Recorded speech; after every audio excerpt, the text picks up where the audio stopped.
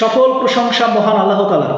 বর্তমান বাংলাদেশে বন্যার যে একটা ভয়াবহ পরিস্থিতি, আপনারা জানেন যে বেশ কিছু অঞ্চলে, বিশেষ করে নোয়াখালী, ফেনী, কুমিল্লা বেশ কিছু জায়গায় বন্যার যে ভয়াবহতা শুরু হয়েছে একেবারে চরম পর্যায়ে চলে গেছে।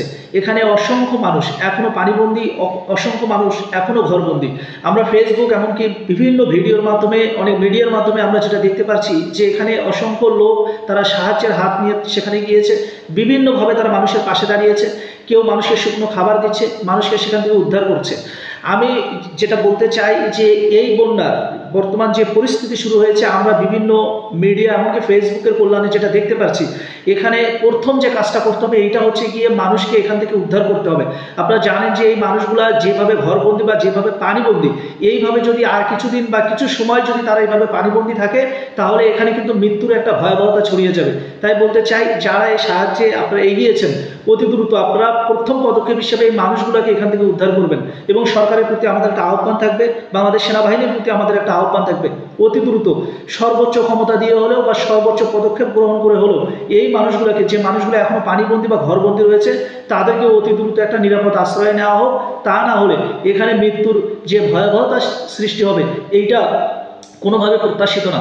আপনারা জানেন যে এই নোয়াখালী, কুমিল্লা বা ফেনীতে যে বন্যার পরিস্থিতি, এইটা কিন্তু বিভিন্নভাবে মিডিয়ার মাধ্যমে আমরা দেখতে পাচ্ছিলাম যে বৃষ্টি, এমনকি এই যে পাহাড়ি ঢলের কারণে এখানে কিন্তু একটা বন্যার পরিস্থিতি সৃষ্টি হয়েছে। কিন্তু এত পানি যে পরিমাণ বেড়ে গেছে, আমি যদি বলি যে এতটাই ভয়াবহতা আকার ধারণ করেছে, বিশেষ করে গত 2 দিনে। এর জন্য আমি বলবো যে আপনারা জানেন যে ভারতের ত্রিপুরা একটা রাজ্যে কিন্তু এখানে পাহাড়ি ঢলের কারণে এখানে বন্যার সৃষ্টি হয়েছে এবং সেখানেও পানি এতটাই বেড়ে গেছে, যার কারণে তারা করেছে কি, এই যে ত্রিপুরায় একটা ডুম্বুর, এখানে হাই ইলেকট্রিক একটা বাঁধ রয়েছে, সেখানে একটা গেট রয়েছে, সেই গেটটা তারা খুলে দিয়েছে। যার কারণে কিন্তু এই যে 2 দিনে, গত একদিন বা আজকে পর্যন্ত এই পানি বা বন্যার পরিস্থিতির চরম পর্যায়ে আকার ধারণ করেছে। এবং এইটা কোন পর্যায়ে চলে যাবে এটা আমরা এখন পর্যন্ত অনুমান করতে পারছি না। এখন পর্যন্ত পানি কিন্তু অনেক পরিমাণে বেড়ে যাচ্ছে। এখন কথা হচ্ছে গিয়ে, এই যে ভারতের যে কাজ, ত্রিপুরা রাজ্য এরা যে কাজটা করেছে, যেভাবে গেটটা খুলে দিয়েছে, শুনেন, এইটা কোনোভাবে বাংলাদেশের সাথে, এমনকি বাংলাদেশের মানুষের সাথে, মানুষকে কোনোভাবে অ্যানাউন্স না করে বা বাংলাদেশের যে সরকার তাদের সাথে কোনোভাবে যোগাযোগ না করে তারা যেটা করেছে, আমি মনে করি যে এইটা একটা গিয়ে গুপ্ত চক্রান্ত। কারণটা হচ্ছে, আপনারা জানেন যে বাংলাদেশে যে এই যে সাম্প্রতিক সময়ে যে একটা স্বৈরাচার সরকারের যে পতন হয়েছে এবং যে পরাজিত শক্তি, তারা কিন্তু অনেকেই এখন ভারতে অবস্থান করছে এবং এমনকি বাংলাদেশের মানুষের মন থেকে তারা যেভাবে ছিটকে পড়ে গেছে, মানুষের কাছ থেকে তারা যেভাবে ঘৃণিত হয়েছে, এইটা কিন্তু শুধু পরাজিত শক্তি তাদের জন্য একটা লাঞ্ছনা নয় বা অপমান হবার নয়, বরঞ্চ যাদের আবরণে থেকে, যারা এই পরাজিত শক্তিকে আবরণে রেখেছিল, আবরণ দিয়ে এই যে পরাজিত শক্তিকে মানুষের সাথে দীর্ঘ সময় যে একটা অন্যায় করবার সুযোগ করে দিয়েছে, এই যে ভারত, তাদেরও কিন্তু এখানে একটা বিভিন্নভাবে লাঞ্ছিত বা অপমানিত হওয়ার কিন্তু এখানে একটা সম্ভাবনা রয়েছে। যার পরিপ্রেক্ষিতে এই যে আপনারা জানেন, এই গুপ্ত চক্রান্তের শিকার কিন্তু বাংলাদেশকে হতে হলো। এবং আমি যেটা বলবো যে এই রকম চক্রান্ত আগামী দিনে, আগামী ভবিষ্যতে বিভিন্ন সময় যে হবে না, এইটা আমরা কোনোভাবে বলতে পারি না। বিভিন্ন সময় এরকম চক্রান্তের শিকার বাংলাদেশের মানুষকে হতে পারে। সুতরাং এই জায়গা থেকে আমি মনে করি যে বাংলাদেশ মানুষ, এমনকি বাংলাদেশের সরকারকে এখানে সবসময় এখানে অ্যালার্ট থাকতে হবে, যে কোনো রকম পরিস্থিতি বা যে কোনো রকম চক্রান্তকে মোকাবেলা করবার মতো এখানে বাংলাদেশের মানুষকে সবসময় এখানে সচেতন থাকতে হবে। আমরা প্রতিবেশী যে রাজ্য বা প্রতিবেশী যে দেশ রয়েছে, তাদের সাথে বন্ধুত্বপূর্ণ সম্পর্ক চাই, আমরা তাদের সাথে সুসম্পর্ক চাই, কিন্তু কারো দাসত্ব মেনে নিয়ে আমরা চলতে চাই না। এই জায়গা থেকে আমি বলবো যে কাজটা হয়েছে, এইটা হচ্ছে গিয়ে একেবারে চরম পর্যায়ের একটা অন্যায়।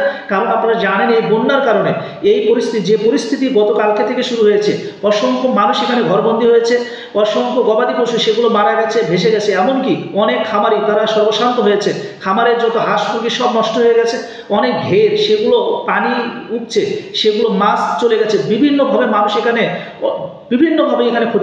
ক্ষতিগ্রস্ত হয়েছে এবং একটা ধ্বংসযজ্ঞের মতো একটা কারবার হয়ে গেছে। বিশেষ করে এই বন্যার্ত যে জায়গাগুলো রয়েছে, এই ফেনী, নোয়াখালী বা কুমিল্লার কিছু জায়গায়, এই জায়গাগুলোতে এইরকম একটা ভয়াবহতা সৃষ্টি হয়েছে। তাই আমরা বলতে চাই যে এইরকম পরিস্থিতির মুখোমুখি আমরা আর হতে চাই না। এবং আমি আর একটা অনুরোধ করব, যেভাবে এখানে যারা এগিয়েছেন, যারা সাহায্যের হাত দিয়ে এগিয়েছেন বা এখনো এগোননি, আমি সবাইকে অনুরোধ করতে চাই যে এই জায়গায় আমি মনে করি যে মানুষ হিসেবে আমাদের একটা মনুষ্যত্বের পরিচয় দেওয়ার সময় চলে চলে এসেছে। আমরা যদি মানুষের পাশে যদি দাঁড়াইতে না পারি, তাহলে কোনোভাবে আমরাও কিন্তু বিভিন্নভাবে যখন বিপদগ্রস্ত হব, আমরাও হয়তোবা এই সহায়তা কখনোই পাবো না। তাই বলতে চাই, মানুষ হয়ে মনুষ্যত্বের পরিচয় দেওয়ার জন্য আমি মনে করি যার যে সক্ষমতা রয়েছে, যে যেভাবে পারে, এই বন্যার্ত মানুষের পাশে দাঁড়াতে হবে। তারা এখন বিভিন্নভাবে ক্ষতিগ্রস্ত। অনেকের খাবার নাই, অনেকের বাসস্থান নেই, অনেকে থাকতে পারছে না, এবং অনেক লোক এখনো গৃহবন্দী, ঘরবন্দী, এবং অনেক লোক এখনো পর্যন্ত পানিবন্দী রয়েছে। এই মানুষগুলোকে উদ্ধার করে তাদেরকে নিরাপদ আশ্রয় এবং তাদেরকে নিরাপদ খাবার পরিবেশন করাটা আমি মনে করি যে এখন বাংলাদেশের মানুষের একটা দায়িত্বের মধ্যে পড়ে গিয়েছে। এবং সেই জায়গা থেকে আমার আহ্বান থাকবে যে আপনারা যেভাবে পারেন, যার যে সক্ষমতা রয়েছে, সেই সক্ষমতার মধ্য থেকে এইসব মানুষের পাশে আপনারা দাঁড়ান। এবং আমি সরকারকে একটা অনুরোধ করতে চাই যে এই যে বিভিন্ন সময়ে আমরা দেখছি বাংলাদেশে সব সময় কোনো না কোনো অঞ্চলে একটা বন্যা লেগেই থাকে। শুনেন, একবেলা খাবার বা এক সপ্তাহের খাবার দিয়ে হতে পারে কোনো একজন মানুষের এক সপ্তাহের খাবার নিশ্চিত হতে পারে, কিন্তু দীর্ঘ সময় বা তার পরিবারের, এমনকি তার জীবনের কিন্তু নিরাপত্তা এখানে কোনোভাবে আসে না।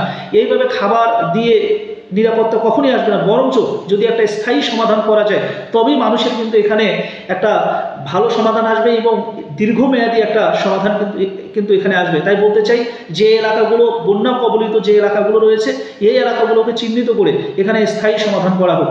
ভালো থাকবেন, সুস্থ থাকবেন, আল্লাহ হাফেজ।